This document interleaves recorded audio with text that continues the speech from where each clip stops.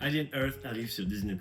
Cette série super attendue par tous les fans de la saga, qui ont été un peu déçus par les deux derniers Aliens qui sont sortis dernièrement. Une série produite par Noah Hawley, créateur de Légion et de Fargo entre autres, et dans laquelle on retrouve également Ridley Scott en producteur exécutif, donc qui continue de travailler sur sa franchise. On se retrouve donc dans cette série qui est un peu un préquel d'Alien, qui se passe 2 ans avant le film de Ridley Scott, mais qui prend ses distances par rapport aux 2 derniers préquels sortis au cinéma, qui ont quand même pas mal déçu et divisé les fans de la franchise. Donc, sur Terre en 2120, sur une planète qui est maintenant dominée par la tech, où c'est la course à l'immortalité et on voit que le monde entier est vraiment orienté vers ça. Un jour, un vaisseau spatial s'écrase. Dans ce vaisseau spatial, il y a une cargaison, il y a un xénomorphe qui a évolué de façon organique.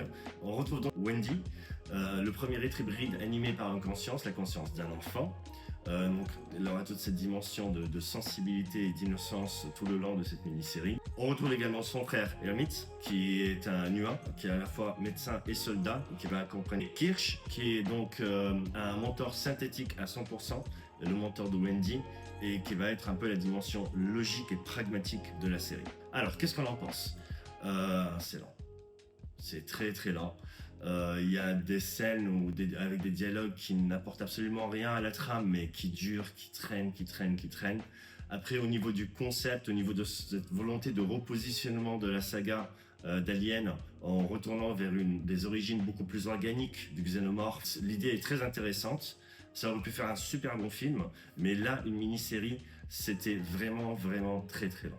Évidemment, les images sont magnifiques, une esthétique et des codes qui renvoient souvent vers le film original de Ridley Scott. Mention au casting pour Sydney Chandler dans le rôle de Wendy, qui joue ce rôle de femme-enfant de façon extrêmement touchante, et Timothy Olyphant en robot qui nous rappelle un peu Michael Fassbender dans un précédent Alien, et qui arrive à garder exactement le même ton pendant toute la série. On voit quasiment pas les xénomorphes, mais c'est assez décevant parce qu'on s'attendait vraiment à une plus forte présence de ces créatures mythiques qui sont un peu à la base de la franchise. On comprend évidemment qu'il va y avoir une suite.